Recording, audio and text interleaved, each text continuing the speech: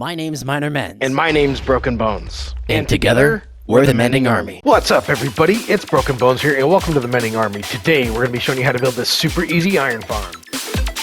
This iron farm packs a punch. Given its smaller size, it'll get you up to 450 iron in a single hour, which is great for most players. The farm also allows you to have a village trade hall with up to 40 villagers. It's incredibly easy to build and works just about anywhere. This is how I decorated my iron farm here on the Crushercraft SMP realm.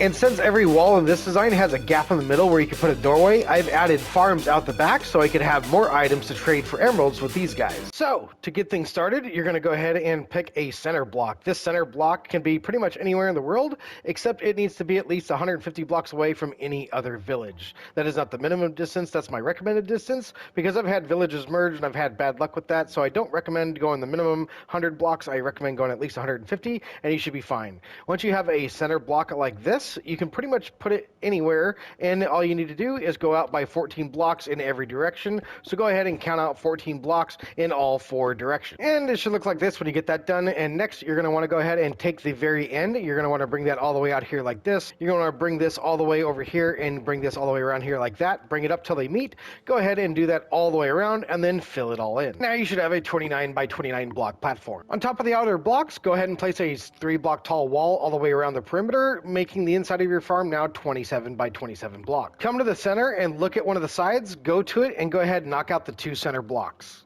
And do that all the way around.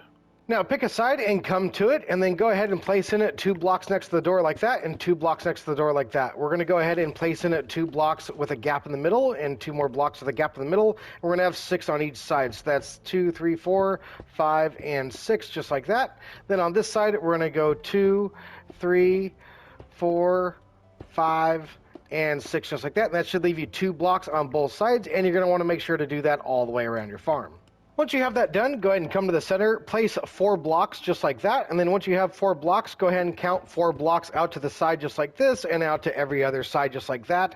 Go ahead and make a ring around the outside and connect those up, and then fill it all in. And then once you've got that all filled in, next we need to go ahead and grab our beds. Go ahead and come over here, place your first bed in like that, and then all the way around here just like so. Once we have that in place, next we're going to go ahead and come right over here just like this. We're going to come 2 out to this side and 2 out to that side. We're going to do the exact same thing over here, so we're going to come all the way across just like that.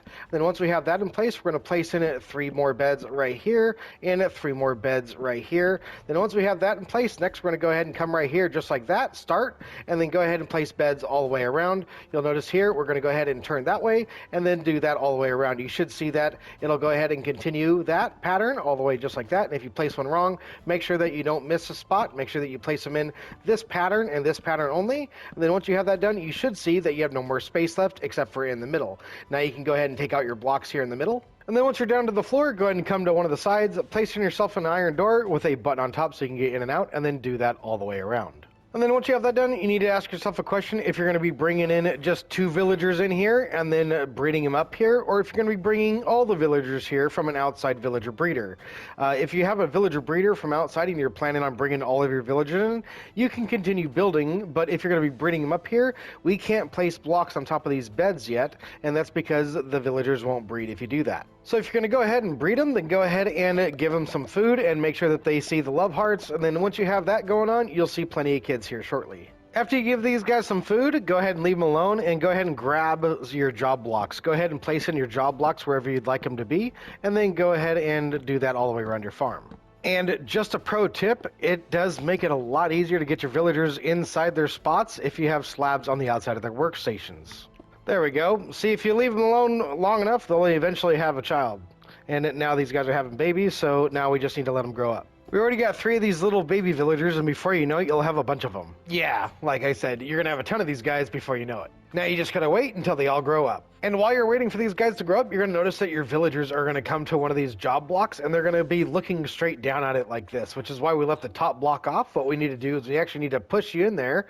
You're gonna go right into your holding cell there, buddy. We're gonna put a block on top of you. We're gonna grab some water. We're gonna place it in there like that. As all of your villagers grow up, you want to repeat that process for all the villagers. Make sure that they are at their workstations. That's very important. Make sure to put a block on their head and put water in their cell. Putting water in their cell disables their AI because they have a way of moving around and wondering what to do and changing job blocks and picking a bed, and they don't know what to do. And when they're stuck in water, they don't know what to do because they're stuck drowning, basically. And their AI says, I need to swim, and so they're stuck swimming. And therefore, they can't change job blocks, they can't change professions, and they can't change beds, so your iron farm becomes more dependable. If you find any nitwits, you are going to have to kill them.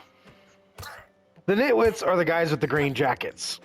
And since I've been putting all my guys away, I put the guys that had food away, and so these guys can't breed up anymore to replace those nitwits, so I've got to give these guys a little bit more food. If iron golems start to spawn inside of your area, that's perfectly fine. We'll just have to take care of those later. And then once you have the final villager, you should be able to push him in his place. Go ahead and put the water in his cell, just like that. There we go. And then you should see that you have villagers in every single holding cell. Now that all of our villagers in place, we're going to leave all these other iron golems and the cats down here so we're not bothered by them up here while we're building. So we're going to go ahead and place ourselves in a ring of blocks all the way around our beds, just like this. And then once you've surrounded your beds, go ahead and come to the center. Go ahead and place in a couple temporary blocks just like this. And then we're going to go ahead and place ourselves in 8 blocks out to the sides. That's 3, 4, 5, 6, 7, and 8. And we're going to do that on all sides. And then we're going to go ahead, go from the edge of one of these, and then go ahead and connect them up out here in the corner just like this. And then go ahead and do that all the way around and fill it all in. Just like this. And then next we're going to go ahead and come over here just like so. Go ahead and place a temporary block in there like that. Come out by 5 blocks in total, so that's 5 blocks right there. Come out by another 5 blocks over here just like this.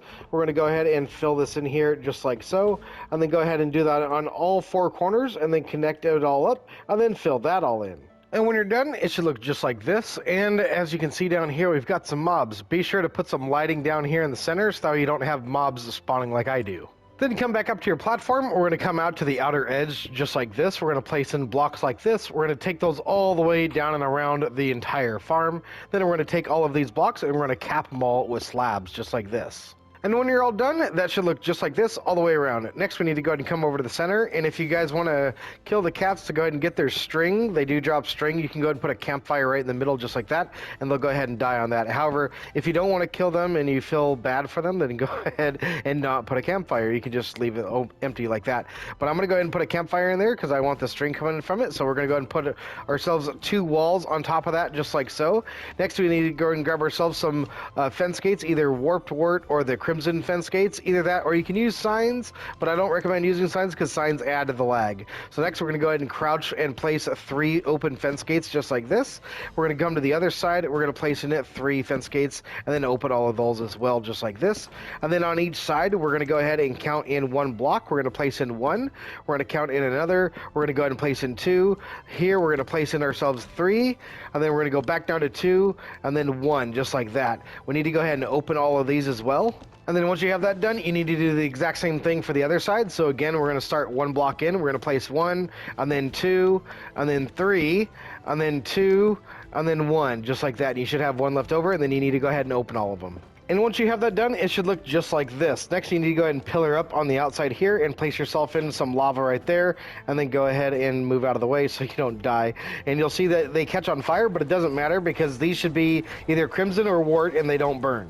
Once you have your lava in place, next you need to go ahead and come to the outer edges when you're going to go ahead and place in 3 blocks in there just like that. And we're going to place water up there like so. We're going to do that in all 4 corners. So let's go ahead and come on over here, do the exact same thing and place water in. Once you have those bits of water all the way around, it should look like that. Then next we're going to go ahead and take ourselves some buckets of water and we're going to go ahead and place these in all the way along the back edge here just like this. Make sure not to skip any and make sure to go all the way to this block right there. Do that on all 4 sides just like this.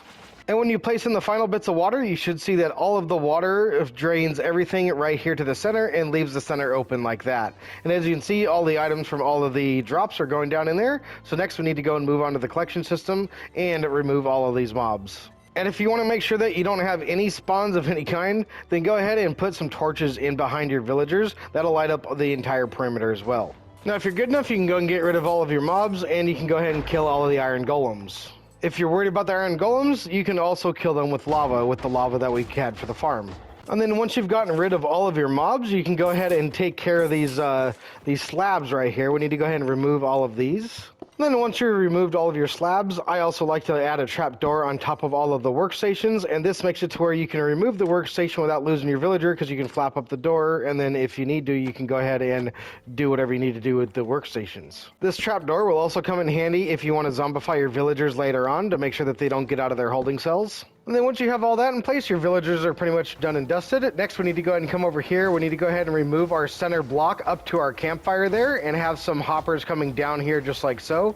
Then you can go and put yourself in a storage system of any kind. I'm just going to throw in some barrels, and I'm going to put those in all the way to the floor. We're going to come around back here and place in hoppers going into the backs of all of those. And then once you have your storage in place, next we're going to go ahead and come on around here. We're going to place ourselves in pressure plates in front of our doors. We're going to take off that button. We're going to go ahead and come on through, and we can take that button and put it on the outside. Now that all the villagers are in there, we don't have to worry about the pressure plate being there. And we want a button on the outside so that way mobs and zombies can't get in, which is exactly why we're using an iron door. And now with your doors all done, your farm is complete. Now, this farm is not going to produce iron as soon as you walk up to it. Villagers have to have worked the previous day in order for iron farms to work. So they're not going to naturally produce iron golems until a whole day's passed and the night has come and then it's morning again.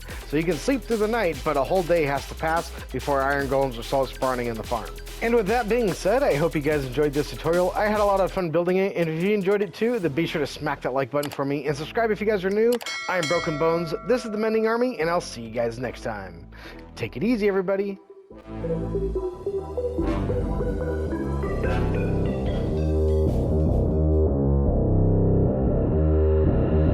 I don't listen to the haters, man, I treat them like the enemy.